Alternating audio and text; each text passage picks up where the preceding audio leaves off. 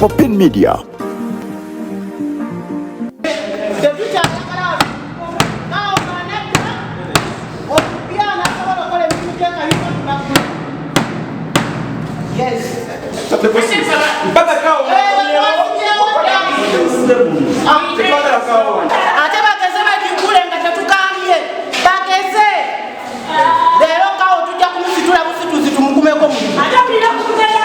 Financial year, tubanja council za fe, mwata committee za fe, limbali za bakola. With more time. So get out. Are you getting out or no? Let us close it. You close when one's coming out of the before you. Yeah, what?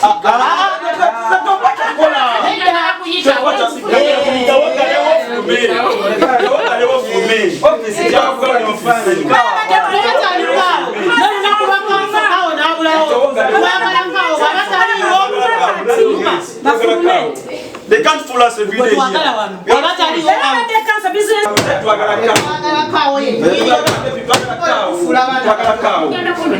It is okay. The government twagala kawa aliruda wataliwo tujuwangi omugane ngenda basigiramu bakwiramu musumali twagala kawa and you getting out and you getting out we want the cow we want the cow to us we want the cow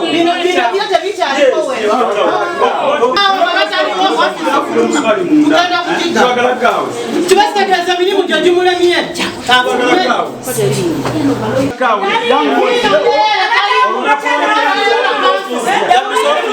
leo nakula kanzu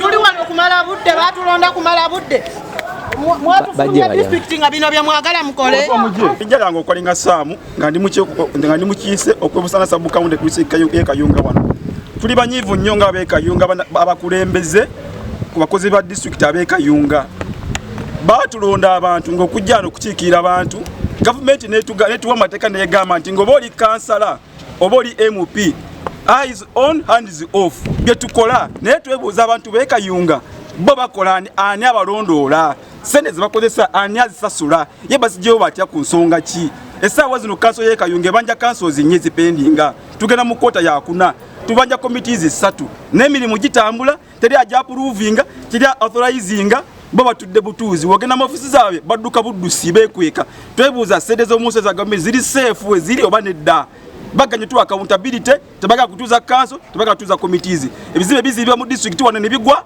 wobirondoola gwe mukyamu bakole baga emirimu wano ku bana ba bulijjo bagitunda butunzi so kati Kayunga eri kutabuka butabuzi eriko mu mbeera nobody is caring at Kayunga tutuvudde nga bakulembeze Kayunga okulanga tereza Kayunga ono tumuza ku map aterere tugadde office ya kawo lesonga kawo ye head wa district amanye obulumi otuyitamu n'abalonzi Kayunga bayitamu omulonzi Kayunga watafuna service kawo gwavunanyizibwa omusomesa omusala kasagulwayo kawo gwavunanyizibwa kansala watatula ntula zona ziweddeyo kuna ya government tebitambula so tugaddewo kawo nga head wa district office ye paka ngakoze ku nsonga za kanso ne bakansala n'abantu Kayunga batuze bonna mu Kayunga nga zikadde ko buli kyonna eryoke eggulwewo otherwise tukyali banyivu nnyo nga bakulembeze tumaze omwaka mulambe no financial egwako mu gwa mukaaga tubanje entuula zonna twakatulako entuula meka bini kati speaker atuyise kawo ne kiraka wa kanso nebekuba obwama bonna ne bakolaki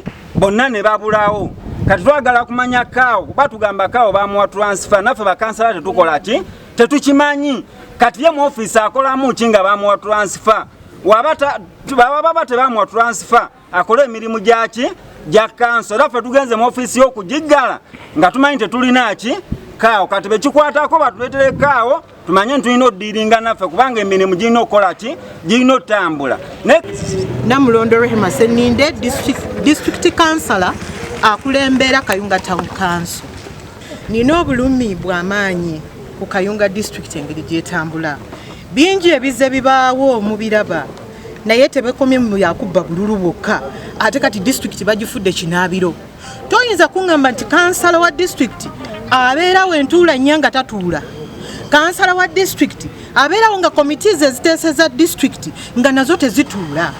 Njagala kumanya ebintu bino bye bakola babikola mu criterias kyani abalondoola.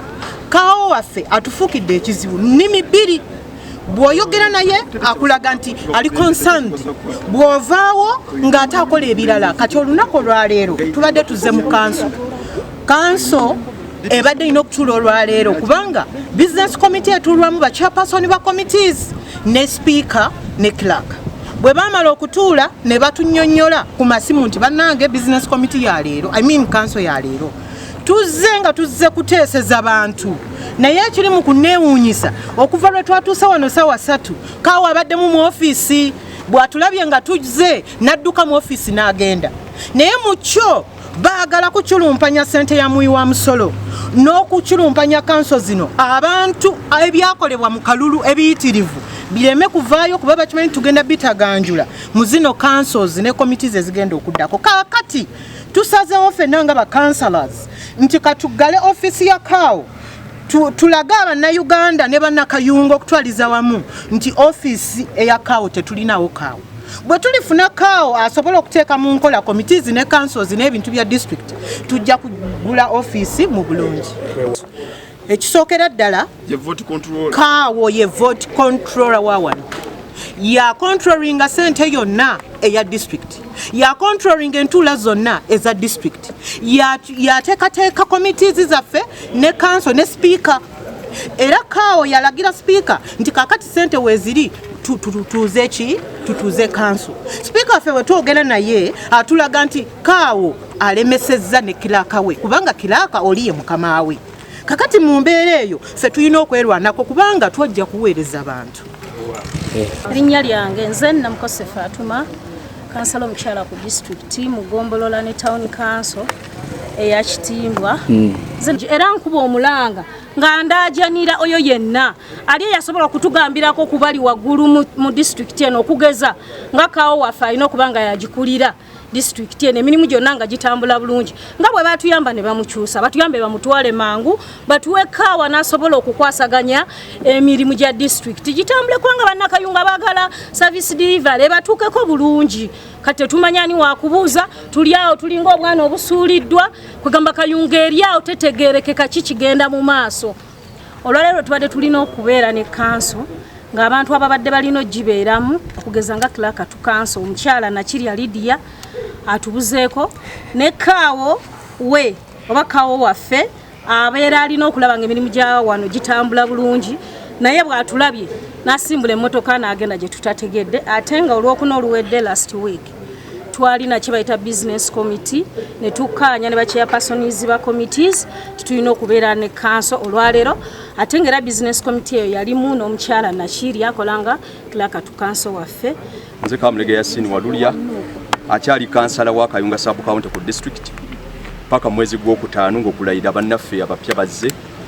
Ebimu ku bitujje mu mbeera nti kwe kunyooma okuyitiridde Kayunga nga district ng'ogase obukulembeze bwa district obukulirwa Andrew Muwonge ne executive yonna wamu n'olukiiko lw'ekikugu olutwala Kayunga district okuliwo Mukulu Mahabba Malik okunyooma okuyitiridde kwe kujja tuleetera ebizibu era n'entambula z'emirimu zonna zizingamye lwa kintu kye bayita okunyooma obukulembeze oba okwenyooma. Kuba tewali nnyo nsonga ereetera bantu kuteekawo okusika muguwa.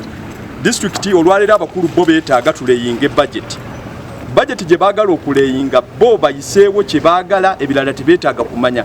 Mu bufunze ffe kye batwagalako nga bakansala abali wano kati kubaleyingira tukole ki tugende yandibadde si y'ensonga wabula ffe tukyalina okutuukiriza obuvunaanyizibwa bwaffe paka ng'ekisanja kyaffe kikoze eki kikomyewo era ne tukakasa nti olwaleero tuyina ki kanso ate from nowhere n'ofulumya amawulire agalaga nti kanso tekola ki teriiwo era tejja kubaawo.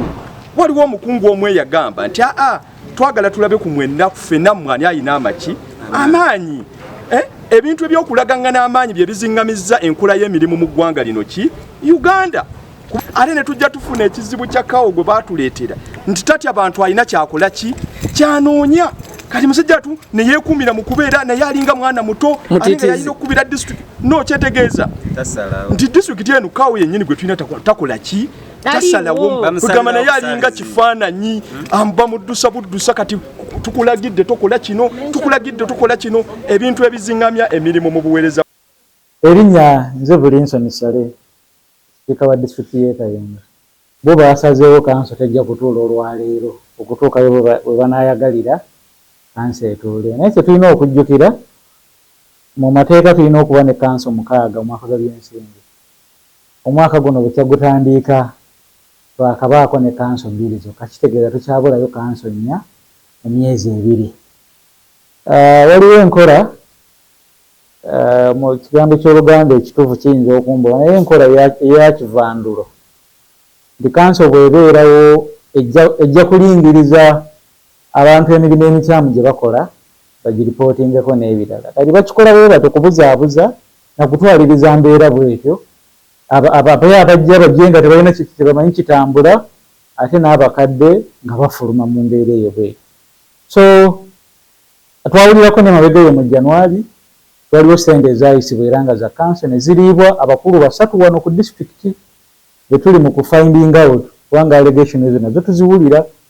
Ssente za kanso zajja olw'okuba buli omu yali bize mu kunoonya kalulu nakulaba ngeri gyagenda mu kalulu ennaku zituuse ez'okulondebwa abantu abamu ne bakwata ssente ezo ne bazeegabira ne bazirya. Tebazeemu okusaba ssente za kanso endala tubagamba kanso erina okutuula ate bo bagamba batalina kutuula kati mugira mulindamuuko paka wiiki ejja.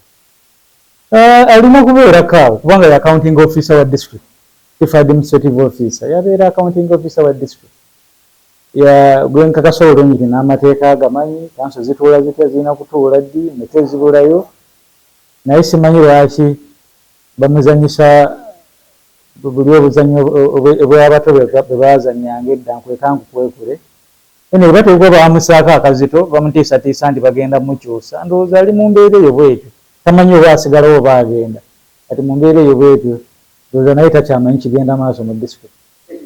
Kyensuubira bye bakola byonna kati biri bumenyi bw'amateeka kubanga abalina okulaba emirimu egikoleddwa n'ebirala tebakyatuula kulaba nga balaba emirimu egyo nga gikoleddwa. Singa embeera bayimande tewabaawo kikyuse na kwetereza of course tujja ku nga tiimu nga bakansalas ndowooza bajja kwesalira amagezi ku high authorities line ministry yaffe ministry ya local government tulina minister avunaanyizibwa ku local government honorable Rafael Magezi tusobola ofuna appointment naye tumubuulira ebifo e Kayunga. Permanent secretary PS Mukulu Ben naye tusobola omutuukira ne tumubuulira ekiri ku ground e Kayunga next week singa tewabaawo kiteredde tujja funa appointment wa meeting tubanyonyola embeera eri e Kayunga. Amannya nze Muwonge Andrew chairman wa district. So nze ndowooza twaliwo okubuzaabuzibwa ffenna kwe tutegeera kati omwezi guno tulina okuleyinga budget. Bo bakansala bagamba abakadde tebajja kuleyinga budget bo baagala kanso yaabwe ebya budget tebaagala kumanya. So tulabika nga tugenze mu kiseera ekizibu naye nze mbadde njagala kubasaba bajje tumaleko ekisanja kyaffe bulungi. Disitulikiti y'e Kayunga tetandikidde ku ffe ebaddewo ebbanga lyonna. So kijja kuba kiswaza abantu abayitibwa ba honorables ate okugaana okuleyinga budget eganyula abantu bonna mu Kayunga district. So ebyokweyagaliza nga abantu babiveemu bakubira omulanga bajje bakole batuukirize obuvunaanyizibwa bwabwe nga bwe baalayira kubanga n'okugaana okutuukiriza obuvunaanyizibwa bwe ng'oli mukulembeze ate oluusi nagwo gubeera musango. Ekizibu ekiriwo wano mu disitulikiti y'e Kayunga kwe kulowooza nti kanso ya muntu omu. District council kitegeeza political head chairperson wa district kao technical head kitegeeza speaker nga omukubiriza olukiiko eba district council. Nebo bagenda ne balowooza nti district council kitegeeza omuntu omu ye speaker nga akubiriza. Tulina business committee yeteekateeka council kubeerako leader of government business ye vice wange kubeerako kao kubeerako Kirakutu Council secretary w'olukiiko ne speaker ne chairperson ba committees ne deputy speaker. Sente eziddukanya council za council. Era mpozi nga bakansala tebamanyi naye ku system tosobola kujjako sente za council n'ozigulamu binyeebwa oba n'ozifumbiramu bantu mmere. Zivaako nga za council. Era sente weeziri za kutuuza council. Enjawulo eriwo nti bannaffe bo baagala kutuuza council 3 ezisigadde zonna nga zaabwe.